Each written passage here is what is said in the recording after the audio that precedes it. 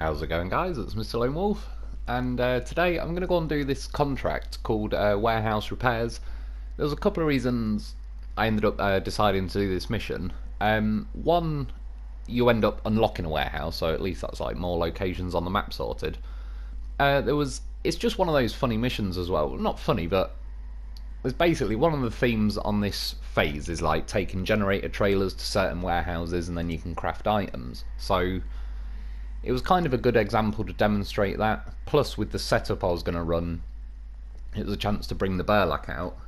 Yeah, as far as crafting items go, like with this mission in particular, I've got to take a service trailer, but then 2 metal rolls and 1 metal beams, which are at that warehouse, and it's only driving along like the main road to get there. But there's a warehouse here that's not that far down the road from the garage that I can craft rolls, beams, and consumables, but I don't need them for this mission. Yeah, I've just got to take a generator trailer there, and then you can kind of use the fuel off that. So I'm going to leave those items up there. I don't know if they were intended for this mission or if they'll be useful. It doesn't really matter because now I've got that warehouse and crafting them. It's only really like probably a minute or so drive between the two. But yeah, that's what I decided to do in the end. For whatever reason, I got the Kenworth out. I do quite like this, but I've only really been using it recently as a crane truck in the yard. So I kind of picked something. I believe I don't know, built 4 or 5 different trucks to do this mission as such. Yeah, it took me hours just to pick the right truck and everything. For some reason, I was going to go with like a faster truck, but then as I was looking and thinking about it, I'm only really driving along the main road, so I thought I can afford to take something that's a little bit slower. And then yeah, I was kind of figuring out. I nearly brought the 57X. I nearly got that out, but someone mentioned it on the live stream, and I was close to it. I'd say now, in hindsight, I'm kind of glad I didn't, because there's one little swampy bit I've got to cut through that I don't think that truck would have fared too well in. But other than that, yeah, there's certainly potential. I've also heard the second map is quite good for highway trucks as well, so yeah, I'll certainly try and factor them in the future. But this is one really, the Kenworth. Yeah, just thought I'd bring it out. I nearly used the Mac Defense because I've heard that they've sorted the. Someone said in the live stream as well, they've sorted the like the axles in particular were sort of catching on a lot of stuff. So it'd be nice to try that now that's been fixed a bit. Yeah, getting into this warehouse, bit of an awkward. They always put like a lamppost or a telegraph pole on the inside of the corner, so a little bit of an awkward one to squeeze it through the gap. So she said, of course. Yeah, so I'm going to need to drop the generator trailer off. And that's another reason like this mission worked out quite well, because yeah, like on the way here I've got a ramped flatbed, but then I'm doing like a road train with this new Burlak that can hold the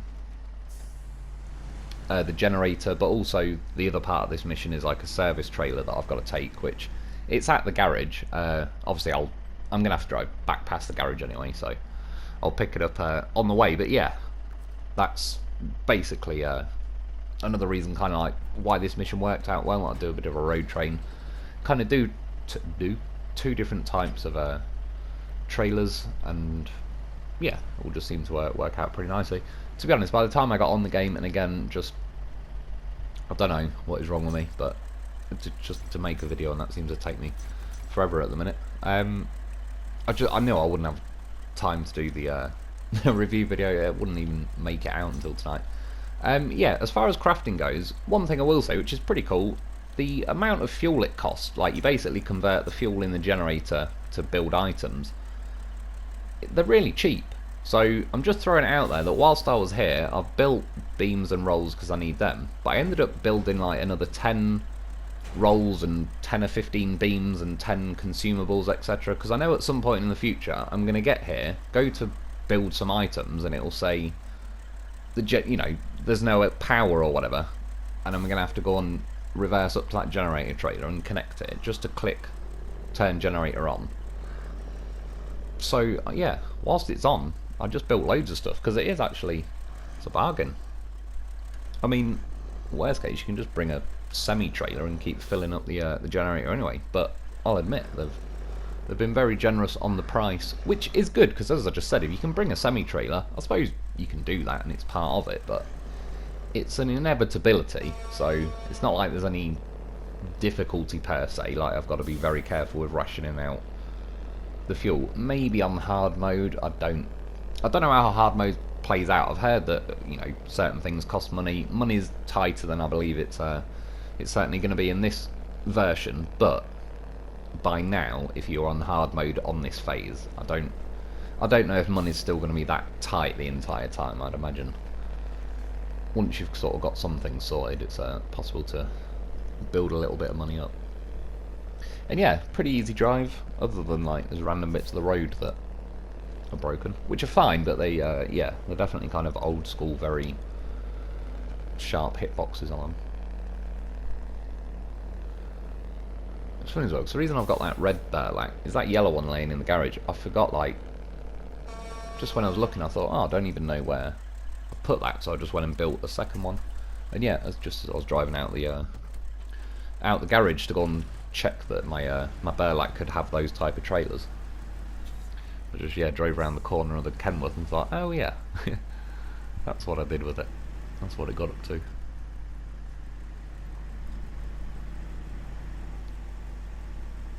And yeah, I'd like to get on the map, hopefully tomorrow, to be honest, most likely, and get the exploration video done of that map as well, because among other things, it keeps saying that the high range gearbox for this is on Scandinavia, so it's going to be the other map, I'm assuming. I'm pretty certain it's not on this map by now. Yeah, so I'd like to get that done, because obviously for the review video I want the top upgrades or everything. But yeah, this trailer, it's just sat there in the garage. I wonder, out of curiosity, I never thought about it to try it. Maybe I could on my mod playthrough. I wonder if you just spawned a normal trailer, if it'd accept that. I've got a feeling it wouldn't, but you never know. In theory, if it's just saying service trailer. Well, then again, does it even list the other ones as that, or are they like repair van body trailer or something? But either way, we got it.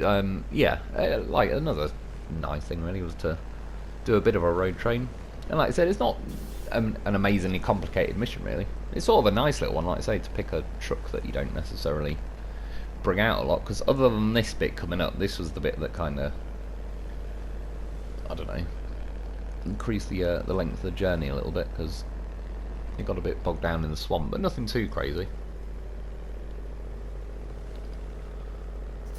As I said with the Kenworth, among other things, it sounds really nice, and I still definitely prefer it over the P12. I still definitely think it's a bit underpowered and all the rest of it. I've left these tyres on. I have tried out the other versions of the tyres that it comes with. They're 2 inches smaller, but the grip is better. I just honestly like the look of these tyres. Yeah, you can see now though, it's bogging me down and making me go a bit slow, which is kind of slightly the nature of this truck. But as I'm mashing the gearbox now, it won't let me jump out of first gear, which at the minute I could kind of see, like, in theory I should be able to, I reckon, but it's kind of like whatever. I'm in the middle of a swamp, so, and I've got a road train on the go, even though the Burlak, the engine is running, so in theory it should be putting a bit of its own effort in. But yeah, it's about now I think where I start. You can kind of see every time I click L1 the gearbox kind of wiggles a bit in the bottom corner. Even still now, it's not letting me jump out of first, and it's like, this truck doesn't go much faster than this in 7th gear, so there's no way you can try and convince me that there's not enough revs to go into 2nd. There's one thing I actually really liked about the M5 when I had that, was even at like 10-15 miles an hour you could put it into 7th gear, and I don't know, it probably might not be the healthiest thing for the engine in hindsight, but yeah, it was great. For like 50p a mile when you're flooring it. Well, yeah, the 7th gear was nice and cheaper. But it was also just nice, instead of faffing around changing gear all the time, you just put it in 7th, and yeah, it figured the rest out.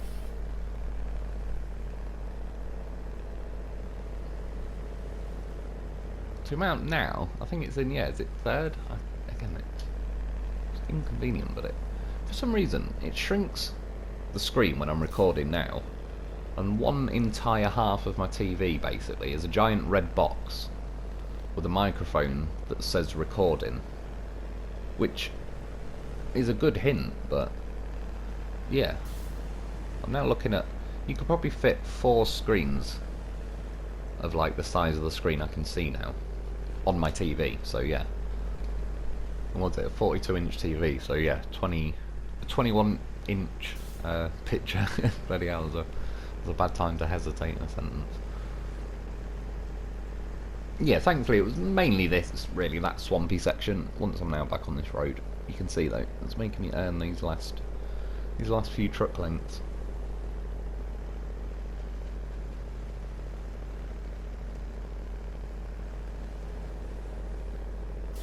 And this entire time, I appreciate when you're doing a road train, the rear vehicle doesn't necessarily drive like permanently with its accelerator going, but in that entire time I don't think I once seen the Burlak kind of driving into the back of my ramped flatbed and sort of giving me a little bit of a boost.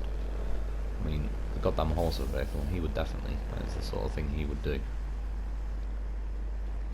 So even now, I just went through the menu, and in a split second I got distracted by 400 dials on the dashboard, and then I wasn't even looking where I was going, I nearly crashed. That's probably what would happen in real life. That's why I don't drive a truck in real life.